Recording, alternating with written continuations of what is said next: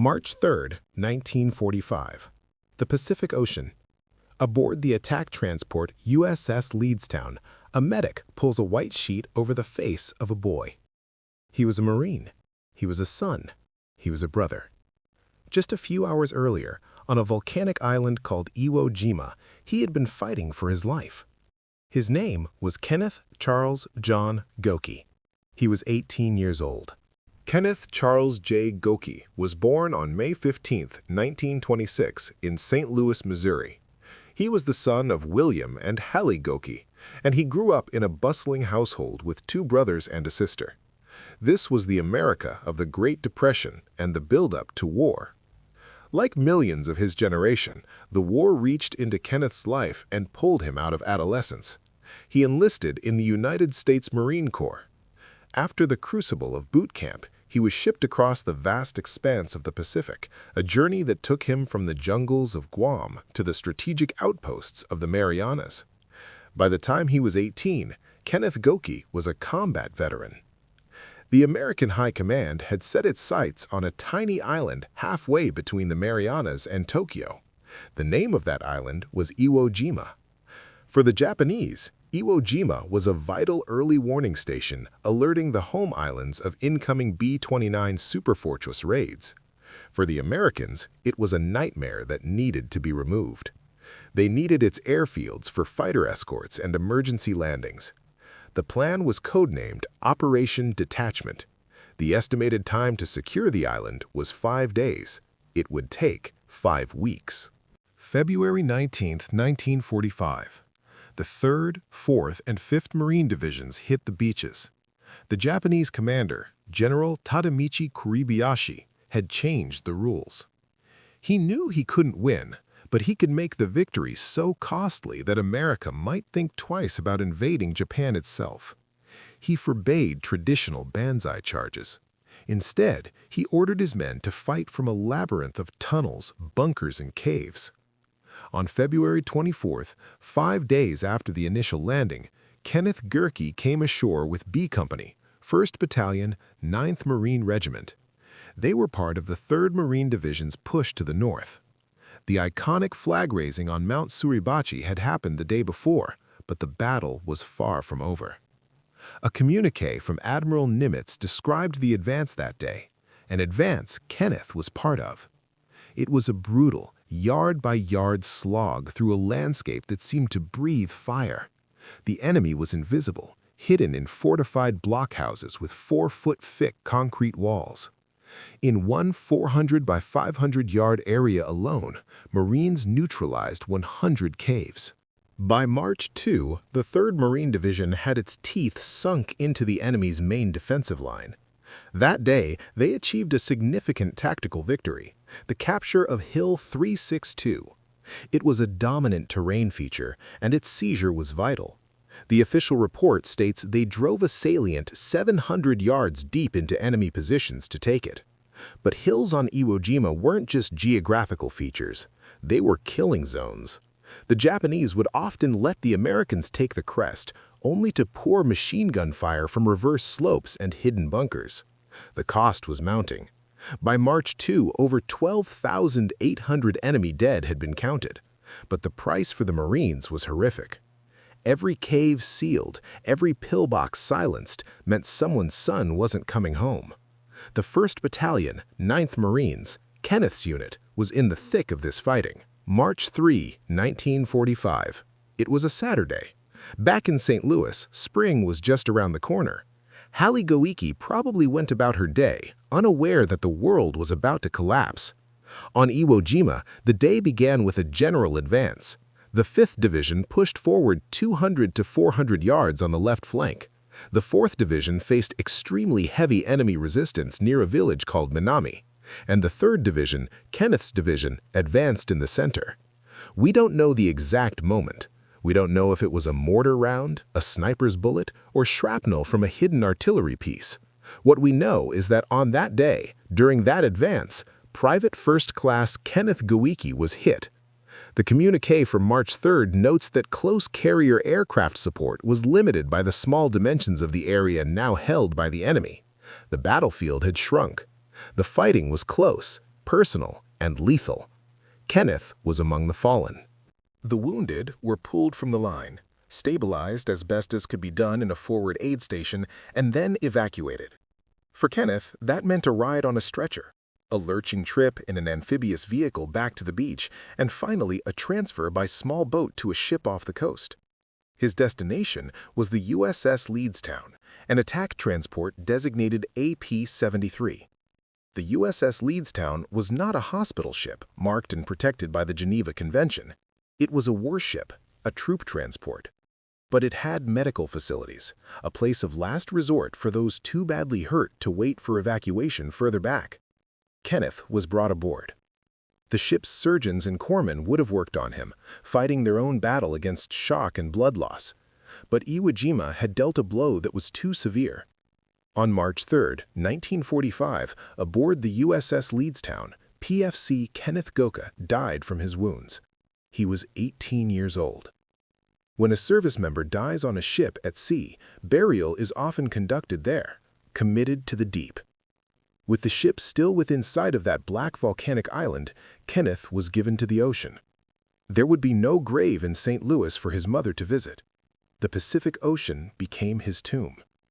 His name would later be inscribed on the tablets of the missing at the Honolulu Memorial overlooking Pearl Harbor, a place he might have passed through on his way to war. To understand how an 18-year-old from Missouri ended up wounded and dying on a volcanic rock 6,000 miles from home, you must understand the mind of his enemy. General Tadamichi Kuribayashi was not a fool. He had studied in America and understood its industrial and military might. He knew that contesting the landings on the beaches was suicide. American naval gunfire would annihilate his men before they could fire a single shot. He built his defenses underground. An estimated 11 miles of tunnels connected pillboxes, bunkers, and command posts. He turned Mount Suribachi and the island's rocky northern plateau into a fortress that had to be burned, blasted, and sealed one position at a time. His orders to his men were simple. Each man will make it his duty to kill 10 Americans before he dies. It wasn't fanaticism, it was arithmetic. He was betting that the cost in American blood would be so high that President Truman would think twice about invading the Japanese home islands. Kenneth's home in this nightmare was B Company, 1st Battalion, 9th Marine Regiment. The 9th Marines had a reputation. They were the striking 9th, veterans of Bougainville and Guam. They knew the jungle, the heat, the waiting. But Iwo Jima was different. There was no jungle here, no cover, no water. Just ash, rock, and death. In the weeks before the invasion, while still on Guam, the men of B Company trained relentlessly. They practiced amphibious landings, coordinated with flamethrower teams, and studied aerial reconnaissance photos of Iwo Jima. They knew what was coming, or they thought they did. No photograph could capture the swell, the rotten egg sulfur of the island's volcanic vents mixed with the stench of unburied dead. By the time Kenneth landed on February 24th, the 9th Marines were being fed into the line to relieve battered units from the 4th and 5th Divisions. They were fresh, but the island was not. They moved north, passing Motoyama Airfield No. 2, now a graveyard of wrecked Japanese planes and Marine casualties. Their objective was to reach the northeast coast. Between them and that coast was Kuribayashi's main defenses. February 25th. The 3rd Division advances 300 yards. The cost is steep. The enemy is dug into the ridges near Hill 362A, pouring machine gun fire into the flanks of the advancing companies. Navy Corsairs fly close air support, dropping napalm within yards of Marine positions. February 27th. The 9th Marines reach the outskirts of Motoyama Village, a collection of rubble that was once a mining town. The fighting is room to room. But there are no rooms, just craters and caves. Japanese soldiers pop up from spider holes, fire a few shots, and disappear back into the earth. At night, the Japanese would send out infiltration parties. They would crawl into Marine lines with knives and grenades, looking for officers, looking for fear. The Marines learned to sleep with one eye open, a grenade within reach. March 3, 1945. D+12. 12 days into a battle that was supposed to last 5. The 3rd Marine Division's objective was to continue its drive to the northeast coast, specifically to seize a ridgeline that dominated the approaches to the sea. B Company, 1st Battalion, 9th Marines, was on the move at dawn.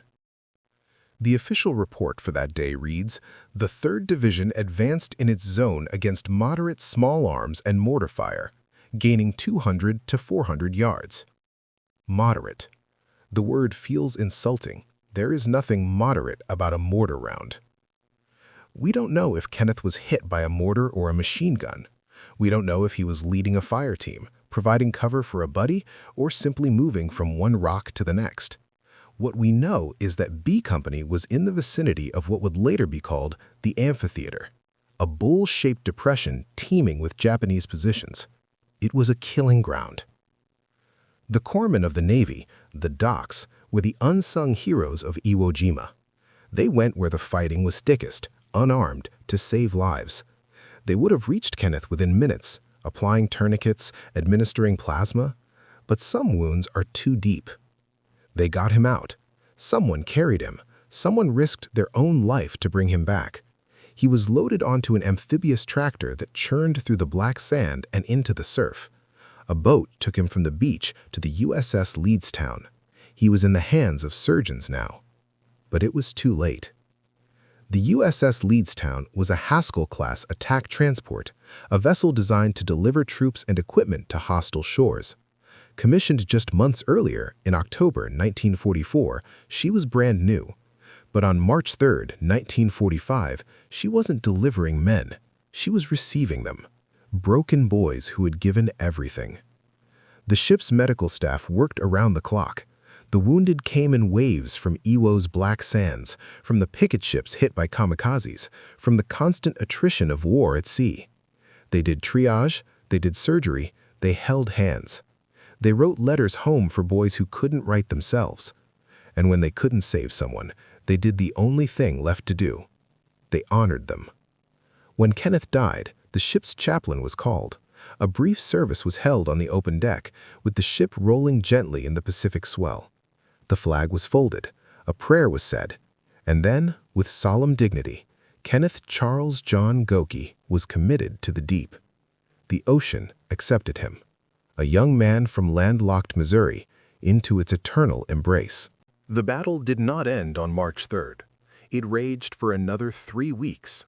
The 3rd Marine Division continued its bloody advance, finally reaching the northeast coast on March 10th. But even then, pockets of resistance remained. The final Japanese counterattack came on the night of March 25th, when a mixed force of sailors and soldiers stormed through the sleeping Marine bivouac near Airfield No. 2. Hand-to-hand fighting lasted for hours. When the sun rose, over 500 Japanese and 100 Americans lay dead. On March 26th, Iwo Jima was declared secure, but the victory was Pyrrhic. The 3rd Marine Division alone suffered over 5,600 casualties. The 9th Marines, Kenneth's regiment, lost 1,200 men killed and wounded. The island was taken, but the price was almost too terrible to comprehend. Even before the island was secure, the Seabees were building. By April, the first B-29s were using Iwo Jima as an emergency landing field. By the end of the war, over 2,200 B-29s had made emergency landings on the island, saving the lives of an estimated 24,000 airmen. For them, Iwo Jima was a lifeline. But was it worth the cost? Historians still debate it. What is not debated is the impact on the American psyche. The casualty figures from Iwo Jima and Okinawa were a cold shower to a nation that had grown used to victory. If this is what it costs to take a tiny island, what would it cost to take Japan itself? The answer, projected by military planners, was in the millions. When President Truman authorized the use of the atomic bomb in August 1945, the ghosts of Iwo Jima were in the room. Back in St. Louis, the telegram would have arrived days or weeks later. The Secretary of War desires me to express his deep regret that your son, Private First Class Kenneth C.J. Goeke, died of wounds received in the line of duty in the Pacific area on March 3, 1945.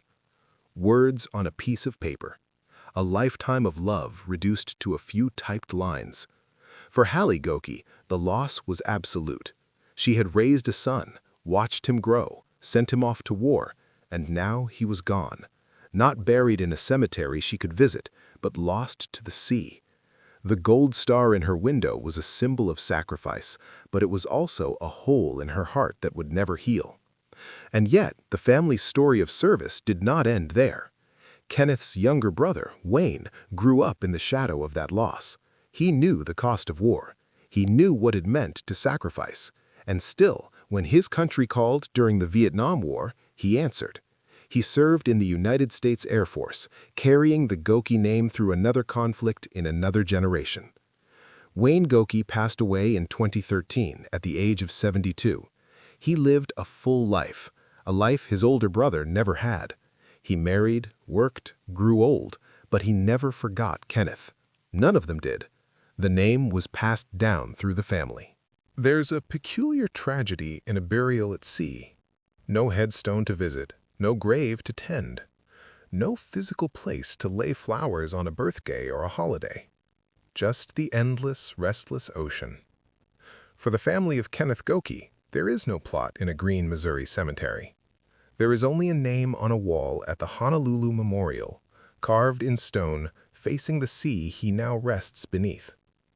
His name is one of thousands, but it is not just a name. It is a story. It is a boy who played in the streets of St. Louis, a teenager who enlisted to defend his country, a young man who survived the jungles of Guam only to fall on the black sands of Iwo Jima. It is a mother's tears, a brother's memory, a nation's debt. We build monuments to remember. We carve names in stone so they are not erased by time. But the truest monument to Kenneth Goeke and the 6,800 other Americans who died on Iwo Jima is not made of marble or granite.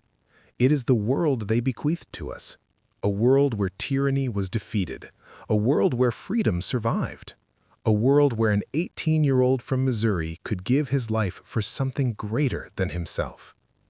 Private First Class Kenneth Charles John Goeke, born May 15, 1926. Died March 3, 1945. He was 18 years old. He was a Marine. He was a son. He was a brother. He was one of the many who gave everything, and he will never be forgotten.